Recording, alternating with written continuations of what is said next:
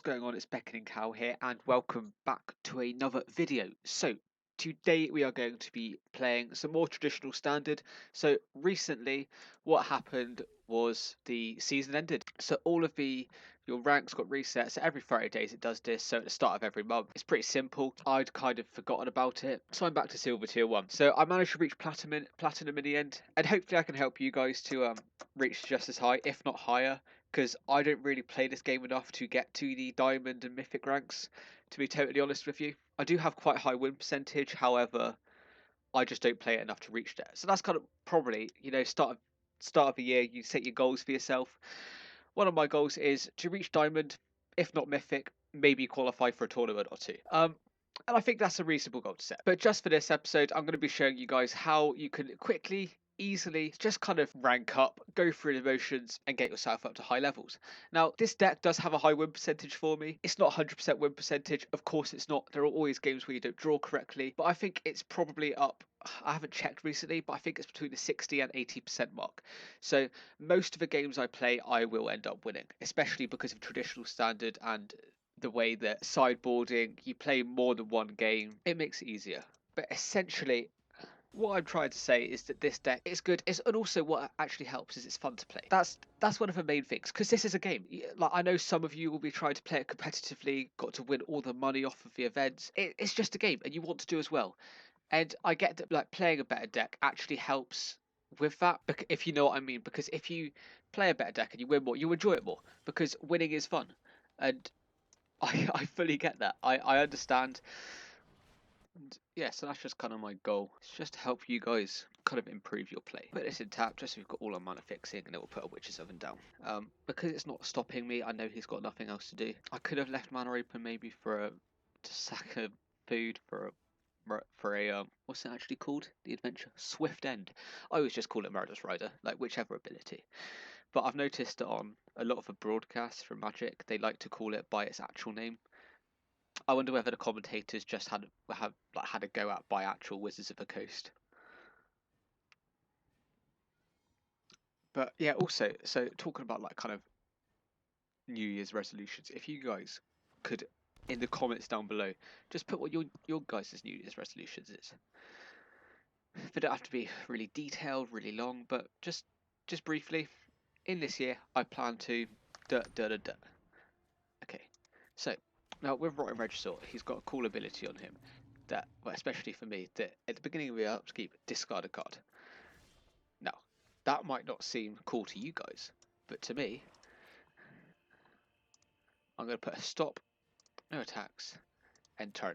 And now on his upkeep, we resolve that, he discards a card, and then pass to draw. There's no reason to do it like later than you.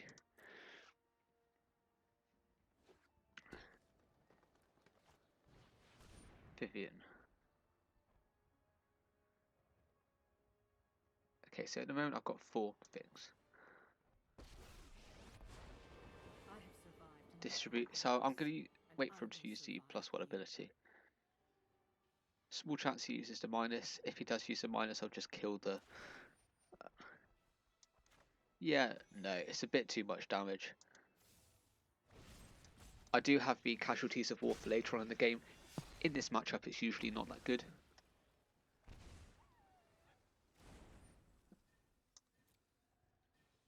Last attack is my turn. Let us go. Put this in tapped, then we'll do the same thing.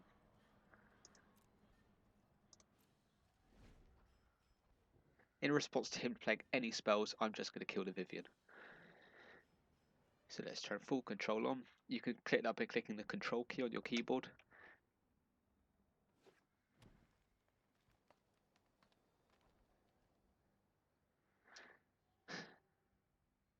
What is he going to do?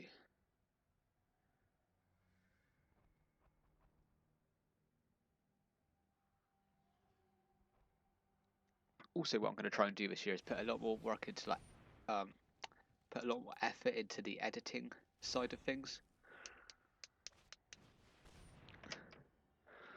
Yeah, let's resolve this.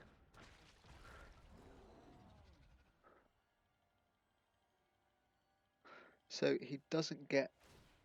Yeah, so he just get trample. So we can resolve this. Faster combat, because next turn what we can actually do is we can casualties of war.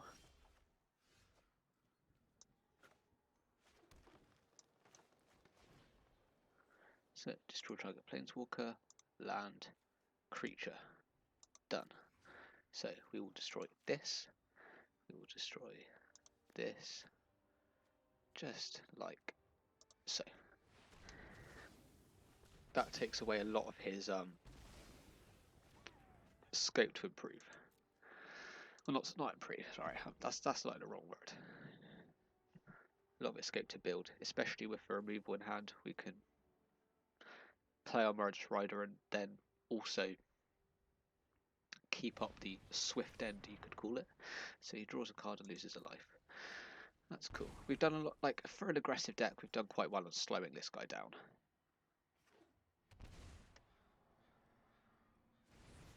Alright, so what we'll probably end up doing is we won't kill it straight away. Okay. What we'll do is we'll just put out this guy, make sure it's tapping correctly. Actually, we had full black sources up anyway. All we had to do was make sure that that green, that forest tapped.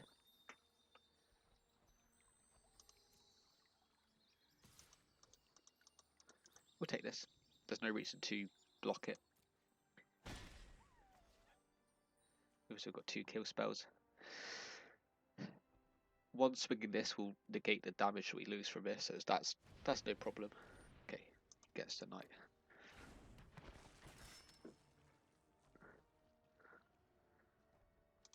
So we will in fact. None of these are that big of a problem really. Okay, so we get a red source.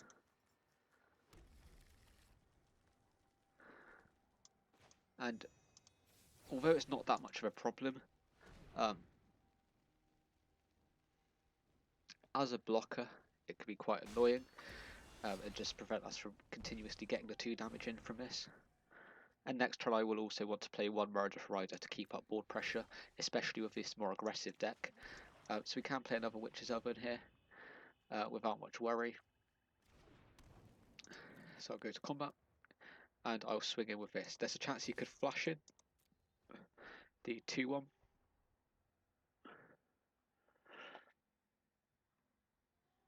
It might, so in this situation it's difficult because this Fabled Passage might be holding things up.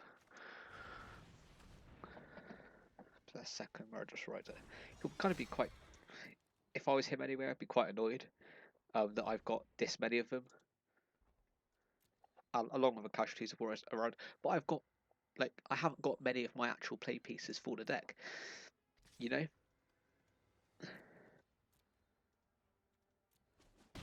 Especially, what's nice for me is I'm kind of not giving away information. I've got this in my hand. Okay, yeah, he gets that. He plays that, and guess what? We will kill that.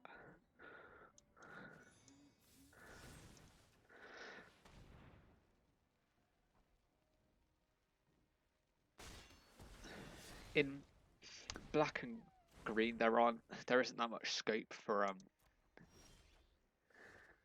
Okay, so we just go to combat. We'll swing him with these 2. If he's got that knight, he's got that knight.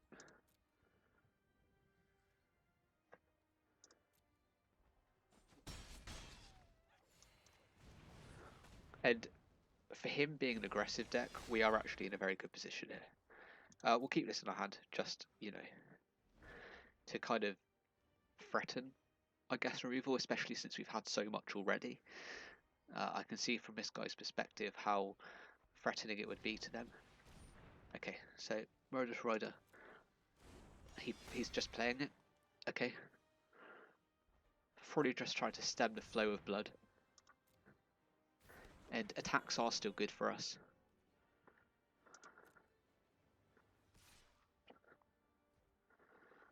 Pass to blockers, no blocks. Pass to damage. We'll make a food off of this little guy.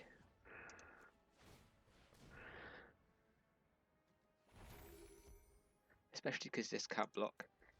It leads to some quite nice. Okay, before we do anything, we'll just swing in with everything.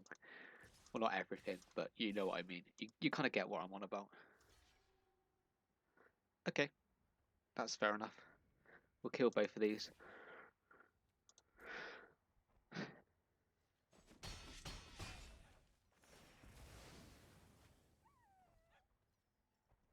So put on my library.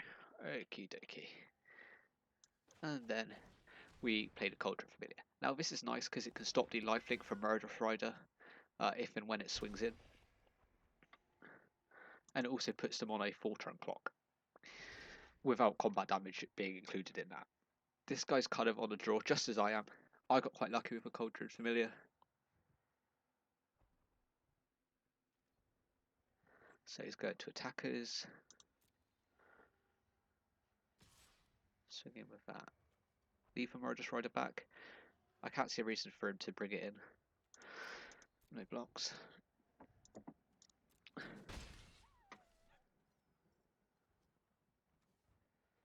he tries to maybe Murderous Rider or something, my Cauldron Familiar, I will just sack it.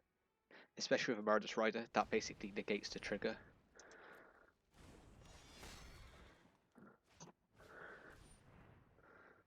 Right, so he's got nothing else in hand, so I can just start acting of my own accord.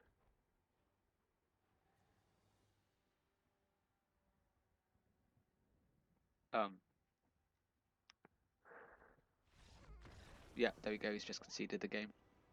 He's kind of realised that I can always respond better than he can. I could just throw 2 Murderous Riders in front of his Murderous Rider. So he's got no real profitable swings, and it's just tough for him. So against this Rakdos deck, it's aggressive, so we're going to want to get these cards in. I'll take out 1 Casualties of War just to keep up the threat of blockers. Thrashy Bronzedon. Maybe also Drill Bit. I'll bring in 3 Drill Bits. Things to take out: a Murderous Rider. Shave off here. This could be good. Cavalier of Night is good. Corvold's good. So I'll just drop these 2. Maybe drop down Refreshing Bronzedon. This is just good because it's a nice blocker. And yeah, the goose is this is a difficult one because as good as the goose is,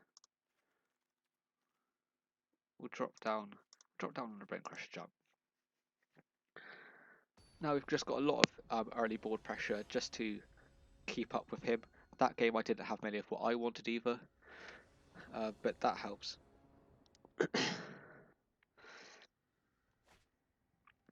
Yeah, see, this is a nice hand. Goose into Mayhem Devil straight away.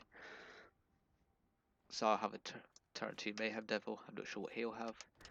Edgewing Keeper. Left Beast. Okay, fair. Gilded Goose. And then I'll probably play Paralyzed Druid next turn, just so I've got more ammo for when I bring the Mayhem Devil in.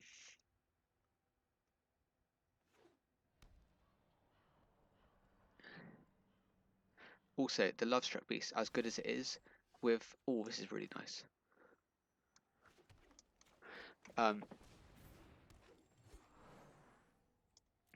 With Mayhem Devil, this has to have a 1/1 on the battlefield for it to be able to attack.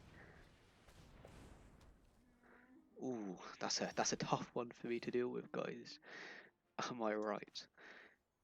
Play this in, untapped, and I can put the Mayhem Devil down. Also, Frasco could be a nice yeah,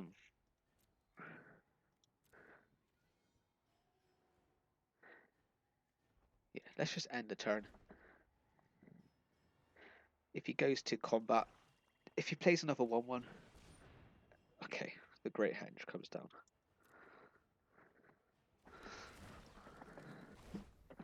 See, with here he could still play Edgewing Keeper or another such 1/1.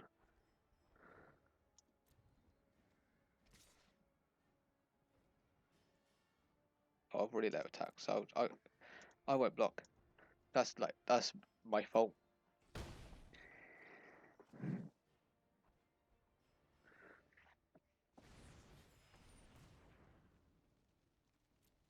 Alright, so he gets another 1/1. My turn. Okay, so we'll play another black source just to give us even coverage. The Corvold comes down. I will sack a land. That's just so I can get 2 triggers off of it.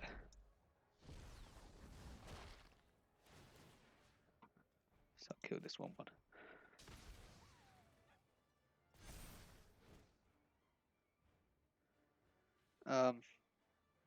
And I'm going to anyway, so I might as well sack it and actually get something out of it. Sacking the food. Just adding a black mana. So with this I can target him. So does 1 damage. And it also gives me the ability now to draw another card. Say if he's got a counter I can sack this. I'll swing in for 3 points of damage. No reason not to.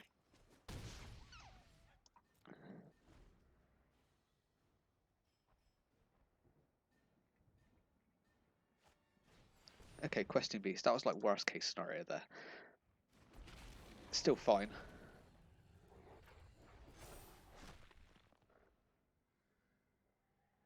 Yes, 5 points of damage is bad, but it's not like I can't do anything about it. Pass to blockers, no blocks, pass damage. So he gets in for 8. So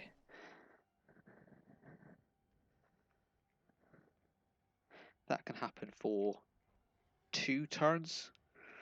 2 more turns before he kills me.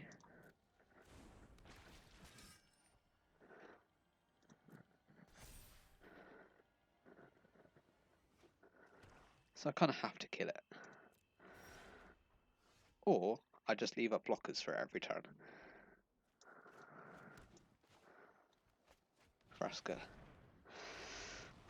Coming in nice and strong.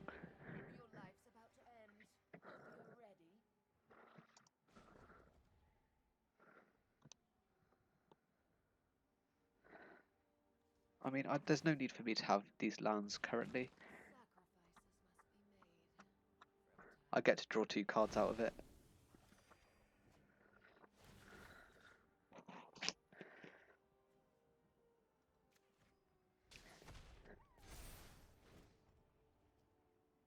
Yeah, okay.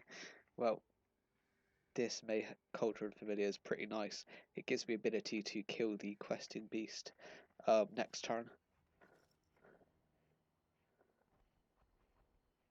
And also what's good about the Great Hedge is there's a bit of anti-synergy, because it's kind of stopping him from...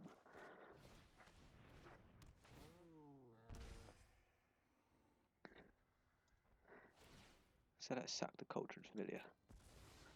Gets me up to a bit more life. I'll kill the Valmir Knight.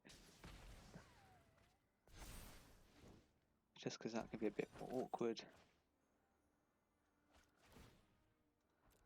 Put the Cauldron Familiar back in.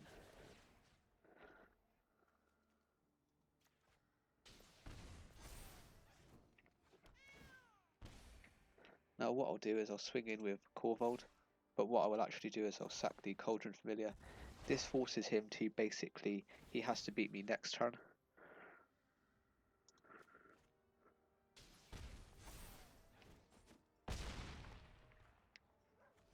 There are minimal ways to do this in his deck. I actually can't think of any.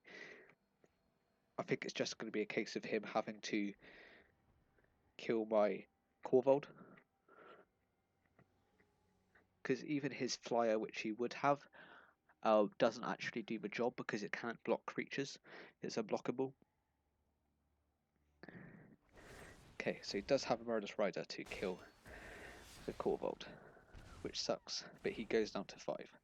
Now, if you have a look at my hand, you should be able to see Vivian Arcmo Rager.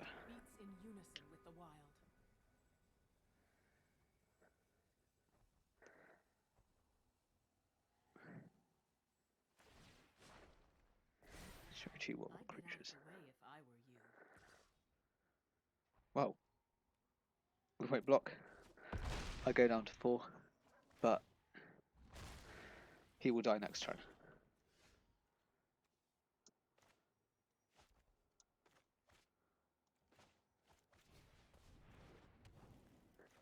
Yeah, he will die next turn. He goes down to 5. And then I can sack Cauldron Familiar, deal a point of damage. So this actually will deal 6 points of damage to him in total. So he was just kind of 1 turn off killing me with that.